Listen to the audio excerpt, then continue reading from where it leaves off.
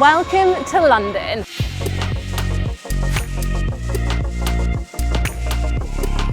Here we are in Trafalgar Square. Off we go. We jumped into action. Humans were not the only victims of the war. Welcome to the Houses of Parliament. One trend that is here to stay is vegan fashion. Off to the next stop.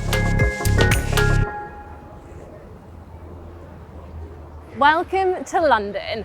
The first stop on today's walking tour is Oxford Circus. And if you like to shop till you drop, this is the place for you. And while the shoes and clothes are always changing around here, one thing that's here to stay is vegan fashion. Whether you're into vegan silk, wool, vegan leather, all of it can be found in the shops on this very street. So we have made some amazing progress over the years, but there is still work that needs to be done. Now down here, there's Canada Goose. They still use down and coyote fur in their winter jackets. And that's why if you come here at the weekend, you will see huge protests of people campaigning outside the store. And now we're off to a very exciting part of Oxford Circus.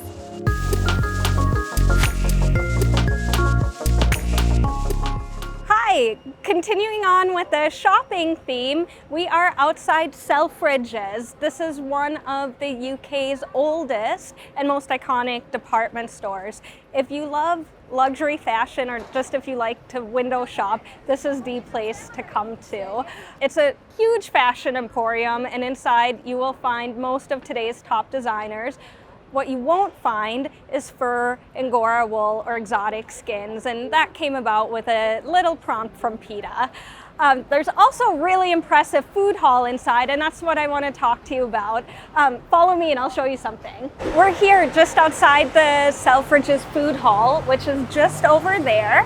In 2007, PETA actually launched a campaign to get Selfridges to stop selling foie gras. If you don't know, it's an incredibly cruel food product. It's made by shoving metal pipes down the throats of ducks and geese until their livers virtually explode. We'd been at it for a couple of years, and then we had the idea to plaster this area with adverts featuring the late, great Sir Roger Moore. He told people to boycott this store until they stopped selling foie gras. We placed the first one of those ads right here, right at the entrance to the food hall. And you know what? Within 24 hours, the CEO was on the phone and he said to us, okay, take down the ads and I'll take the foie gras off the shelves. And that's how we won the campaign. Just a little side note, if you go a bit further down the street to Green Park, you will find Fortnum & Mason. That's another iconic department store.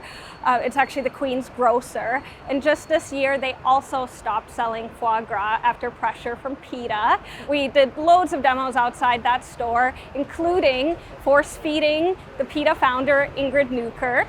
Sometimes that's what it takes. If you come inside Selfridges these days, of course you won't find foie gras. What you will find though is a vegan butcher. Amidst the meat aisle, there's an entire plant-based counter selling vegan sausages, vegan blood pudding, vegan meatballs, you name it, it's a plant-based alternative. It's absolutely delicious. So if you're in the area, if you're peckish, pop inside to the vegan butcher. Now, off we go.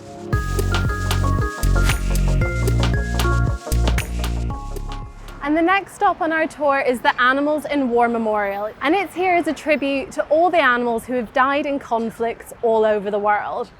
In the First World War alone, over 8 million horses and countless donkeys and mules were killed when they were transporting ammunition to the front lines.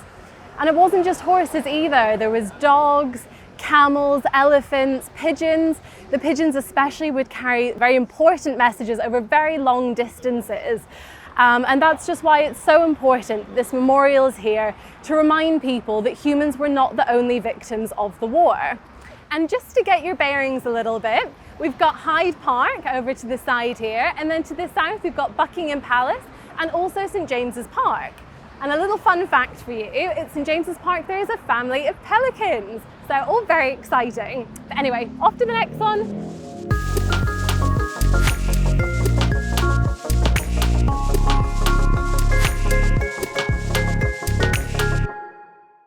When you think of London, you probably think of Buckingham Palace. That's where we're at. This is home to the Queen.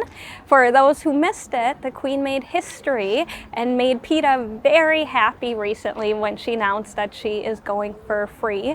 She will no longer be buying or sourcing fur products. That's great news, but it makes it all the more preposterous that the Queen's guards, they're the soldiers right behind me in red, their caps are made from real bear skins. They're made from the fur of bears who were gunned down in Canada. This is an issue that PETA has been pushing for years, and we're going to keep pushing it until the caps are replaced with a cruelty-free alternative. And just on that note, we have been working to create the world's first synthetic bear skin. We hope to have some really exciting news to share with you on that front soon. Now, off to the next stop.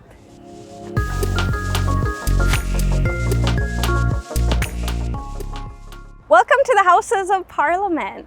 Just behind me is Big Ben, the famous clock tower. I would show him to you, but he's sadly under construction right now. He is set to gong again next year, so if you're planning a trip, you'll be able to see him then.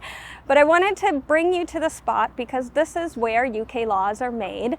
This was where in 1822, the UK was the first nation to pass animal welfare legislation. It was called the Act to Prevent the Suffering of Cattle, and it made it illegal to kick, to beat, to otherwise abuse cows, horses, and sheep. Really progressive legislation for the time. Of course, since then, we've seen other landmark bills banning fur farming and force feeding, banning wild animal circuses and hunting with dogs, and there is so much more good stuff to come. The current government has said that it intends to ban the cruel live export trade, as well as banning the sale of fur and foie gras, and that makes a lot of sense because those products are legal to produce here, so of course they should also be illegal to buy and to sell here. Off we go.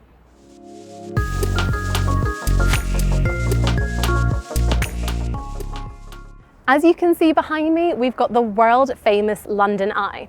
So if you're ever in the city, hop on and you can get a great bird's eye view of the city. Also, each rotation of the London Eye carries 800 people, and that's the equivalent to 11 London buses. Speaking of London buses, one of the most amazing things about London is the transport system. And the buses, they're fast, they're easy, they're reliable, and they can whiz you from one end of the city all the way to the other end.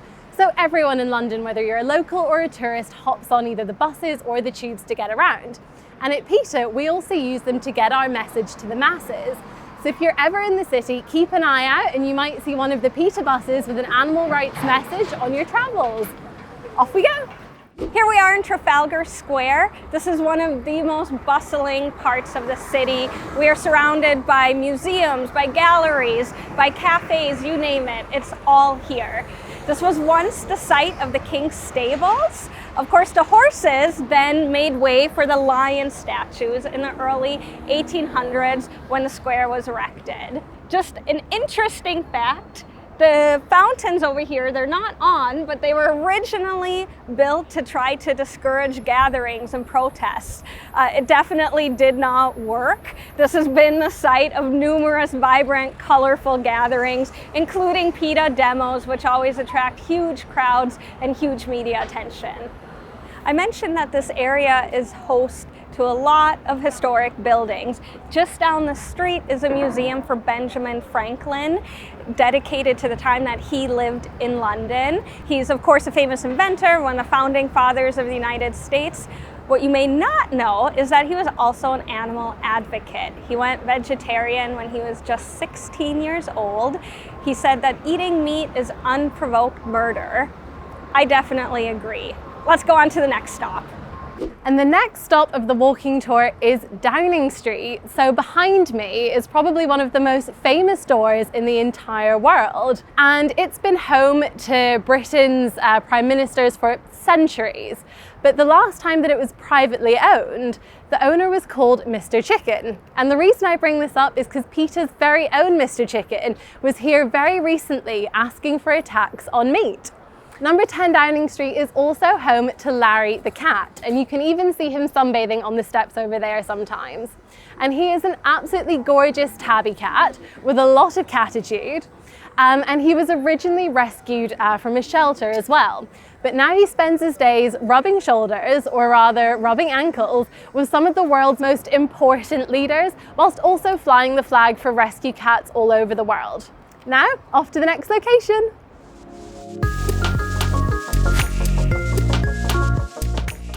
Here we are at Shaftesbury Avenue. If you find yourself in London, you have to catch a show at the West End. Seriously, it's an absolute must.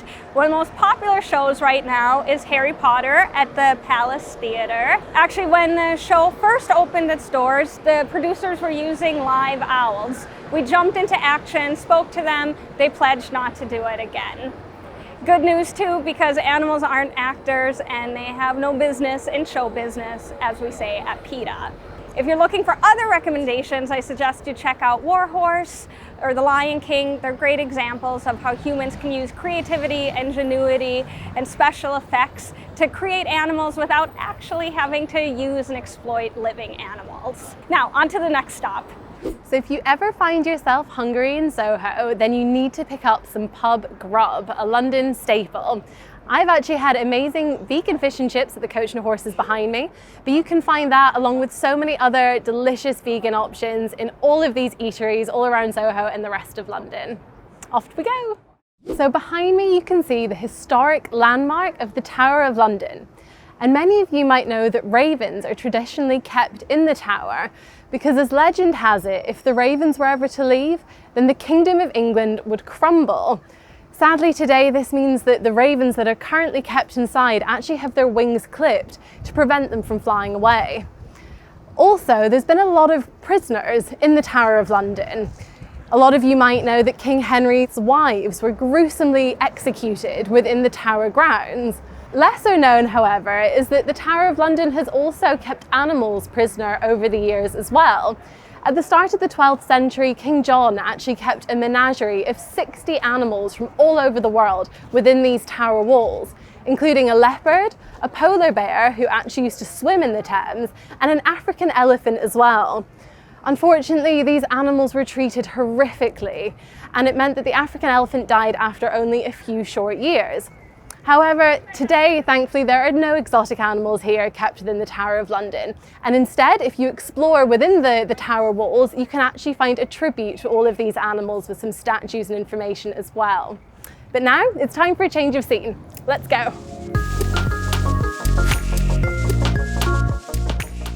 One thing that everyone loves about London is the parks. And where we are right now, which is Battersea Park, is one of my favourites. And not only is it home to all different types of wildlife, including terrapins, but it is also home to the statue of the brown dog. Now, the story behind this statue is about a brown terrier who was subjected to horrific psychological and physical experiments at the London University College lab. And his story was revealed in one of the first ever investigations into an animal testing lab. And this sparked wide public outcry and condemnation of vivisectors, and it also sparked mass protests throughout the streets of London as well. So this statue is here today not only as a tribute to this dog's suffering, but also to the millions of animals who are still trapped in laboratories today. Animal experiments should have ended then. They are archaic, not scientific. And at PETA, we have a dedicated team of scientists who are working hard to replace these cruel, outdated tests with humane, animal-friendly science. If you come to Battersea Park, or pretty much to any London park, you're going to see green parakeets. I absolutely adore them. For me, they represent the best of this city, this bright, multicultural city that welcomes individuals from all over the world. The species of parakeet actually originated in the Indian subcontinent, and the story about how they came to live in London is still a bit of a mystery. Some people say that they escaped during the filming of The African Queen in the 50s. Others say Jimi Hendrix released them during a PR stunt on Carnaby Street. There's one more rumor which says that they escaped during a burglary in the 90s from George Michael's house. But whatever the reason, they're thriving here, they're happy and comfortable, just as we're about to be. Absolutely. Thanks so much for joining us on our walking tour of London. We hope you enjoyed it. We are about to crack open a tin of Pimm's. Very English. Cheers! Cheers. Now we definitely look like tourists.